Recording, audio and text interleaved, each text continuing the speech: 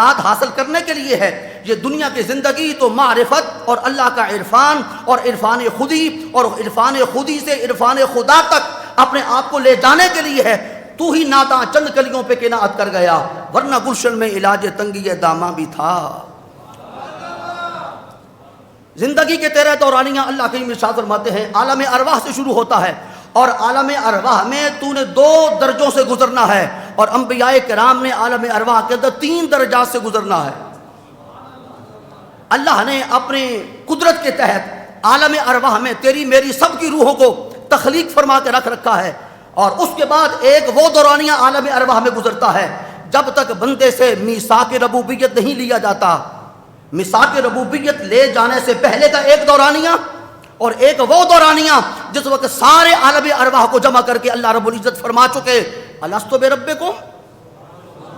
کیا میں تمہارا پروردگار نہیں ہوں. جس وقت الستو بربکم کا حکم آ گیا اور تو نے اور میں نے سب نے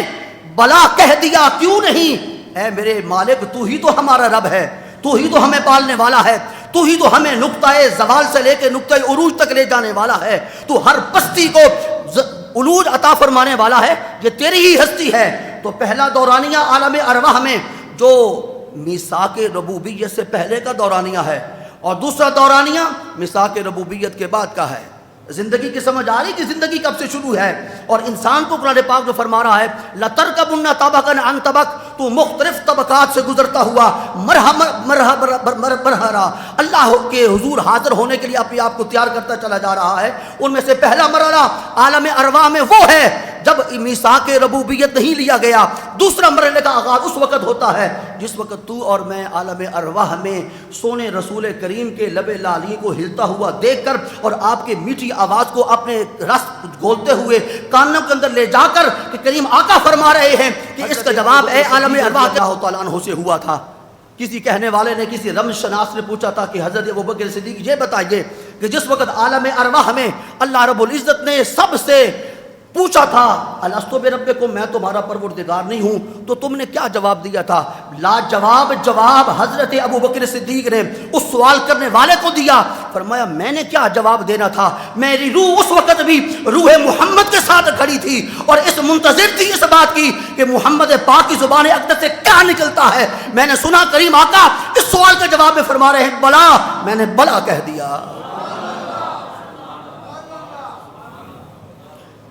آپ نے فرمایا بلا، تو میں نے بلا کہہ دیا. یہ پہلا اعتبار ہے نبوت کی ذات پہ سیدنا صدیق اکبر کا،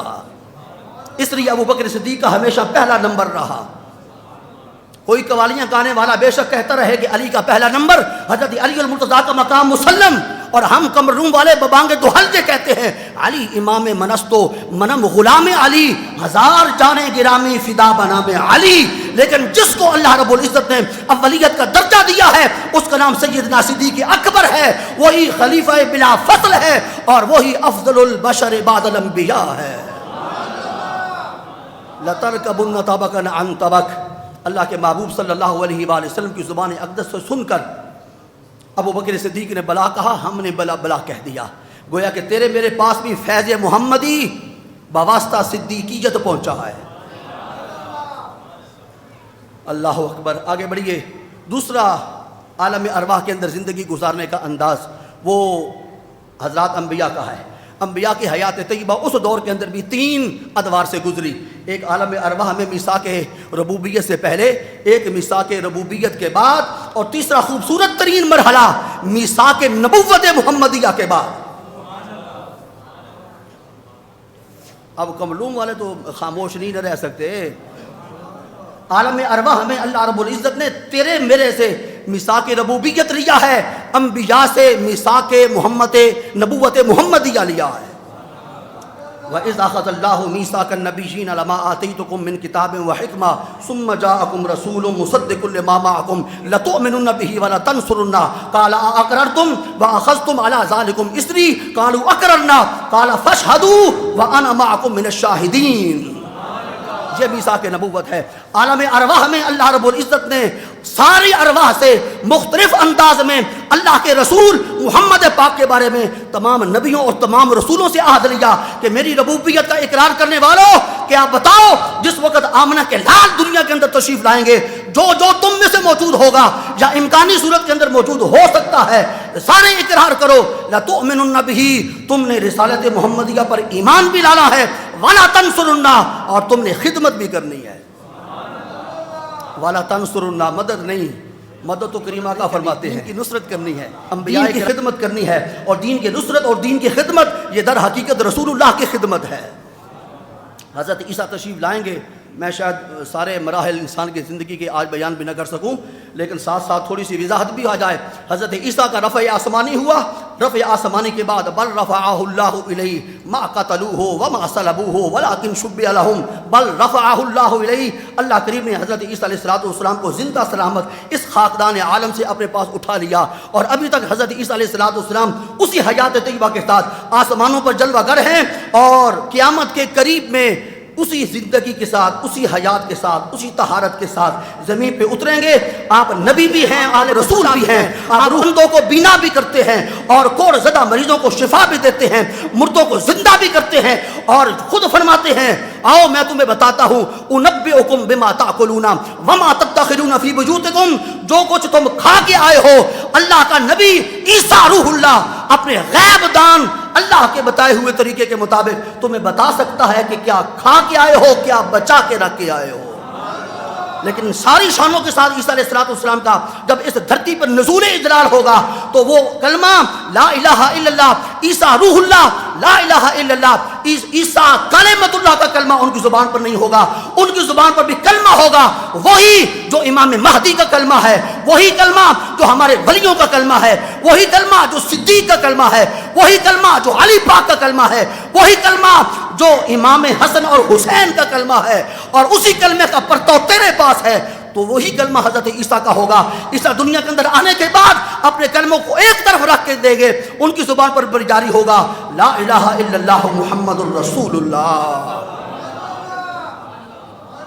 لَتَرْكَبُنَّ طَبَقًا عَنْ طَبَقٍ تم مرحلہ بر مرحلہ زندگی کی ادوار گزارتے رہو گے عیسیٰ علیہ السلام دنیا کے اندر نزول اجلال فرمائیں گے اور اس کے بعد اللہ کریم ارشاد فرماتی ہے انسان عالم ارواح سے وَنَفَخْتُ فِيهِ مِن رُوحِي کے تحت ہم نے تجھے شکم مادر کے اندر بھیجا اور شکم مادر کے اندر تم 3 مراحل سے گزرا ایک تیرا مرحلہ قطرہ آب کی صورت میں تھا نطفہ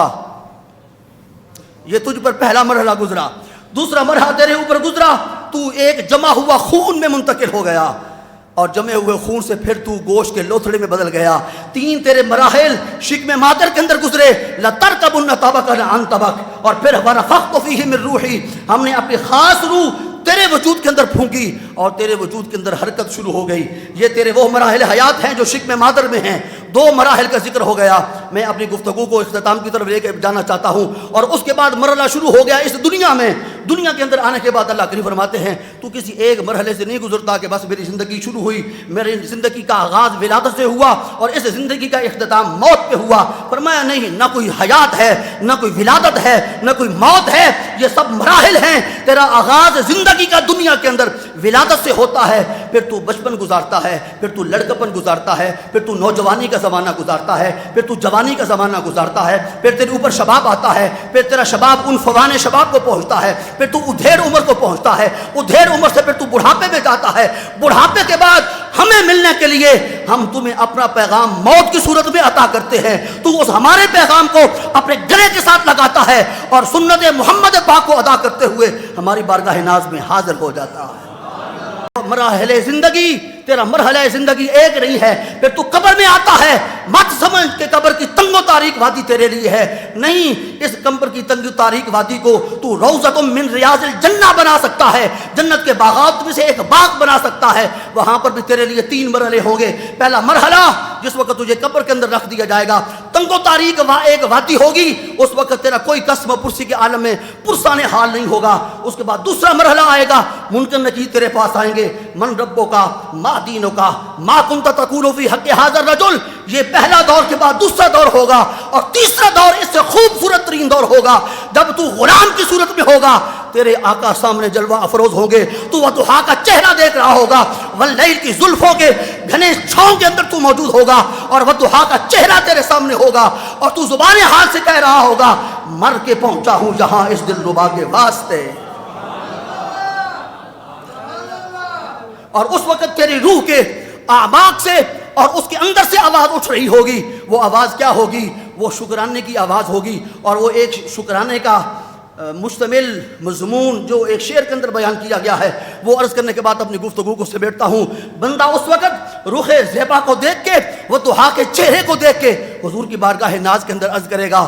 زیر مدفن بھی تیری دید سے پایا ہے سکون. یا رسول اللہ، میں دنیا کے اندر سکون تلاش کرتا رہا، میں باغات کے اندر گیا سکون نہ ملا، میں دنیا کے ہر سکون کا متراشی رہا، سکون نہ ملا. زیر مدفن بھی تیری دید سے پایا ہے سکون. تیرا احسان ہے اے قبر میں آنے والے، تیرا احسان ہے اے قبر میں آنے والے. یہ کوئی خاتون اول حضرت خدیجہ الکبریٰ سے پوچھے جنہوں نے اس دنیا کے اندر بھی حضور کی ذات سے سکون حاصل کیا اور قبر کے اندر تشریف لے کے جا رہی ہیں، تو رحمت للعالمین اپنے دست مبارک کے ساتھ انہیں قبر کے اندر اس جنت کی باغات کے سپرد فرما رہے ہیں. حضرت خدیجہ الکبریٰ کی روح پاک اس وقت عرض کر رہی ہوگی زیر مدفن بھی تیری دید سے پایا ہے سکون. تیرا احسان ہے اے قبر میں آنے والے. یہ کوئی سیدنا صدیق اکبر سے پوچھے، کوئی عمر فاروق سے پوچھے جو مکہ مکرمہ کی سرزمین ہو یا مدینہ منورہ کا سرزمین ہو، وہاں پر بھی رخ زیبا کو دیکھ کے سکون حاصل کرتے ہیں. اور آج قبر اطہر میں حضور کے بالکل پڑوس میں آرام کر رہے ہیں، حضور کی بارگاہ ناز کے اندر عرض کرتے ہیں تیری دید سے پایا ہے سکون. تیرا احسان ہے اے قبر میں آنے والے. یہ کوئی حضرت مصعب بن عمیر سے پوچھے جن کا وصال ہو جاتا ہے، تو کریم آقا حضرت عمر فاروق اور ابو بکر صدیق سے فرماتے ہیں اپنے بھائی کا وجود آہستہ آہستہ میرے ہاتھوں پہ رکھو. میں تفصیل کے اندر نہیں جاتا کہ حضرت مصعب بن عمیر کون تھے. حضرت مصعب بن عمیر مکہ کا متمول ترین اور دولت مند ترین انسان تھا. انتقال ہو گیا، کفن پہنانے کے لیے بھی کپڑا موجود نہیں ہے. حضور کی بارگاہ میں پیش کیے گئے، فرمایا ہاں آؤ ہم مصعب بن عمیر کو جنت کے اندر پہنچاتے ہیں. رسول کریم نے نماز جنازہ پڑھایا، دعا پڑھی، ثنا پڑھی، صلات پڑھا، دعا مانگی، اور اس کے بعد فرمایا آؤ میں قبر کے اندر خود جا کر لیٹاتا ہوں. اور ابو بکر صدیق اور عمر فاروق سے فرمایا مصعب بن عمیر کا وجود، اپنے بھائی کا وجود میرے ہاتھوں پہ رکھو. تنہا رسول کریم قبر کے اندر اترے ہوئے ہیں اور حضرت مصعب بن عمیر کا وجود اپنے دست مبارک کے ساتھ لے کر اللہ کی حضور ناز میں جنت کے باغات کے سپرد فرما رہے ہیں. اوپر مٹی ڈال دی گئی، آخری جملہ اس کے بعد ختم، مٹی ڈال دی گئی، سرکار کریم قبر کے اوپر کھڑے ہو گئے اور جملہ ارشاد فرمایا اے اللہ اس مصعب بن عمیر سے تیرا محمد راضی ہے، تو بھی راضی ہو جا. اب ایک جملہ اگر سن لیا آپ نے تو آپ کے دل کا حال بدل جائے گا. مجھے یہ بتاؤ کہ قبر کے اوپر کون کھڑا تھا، قبر میں کون کھڑا تھا؟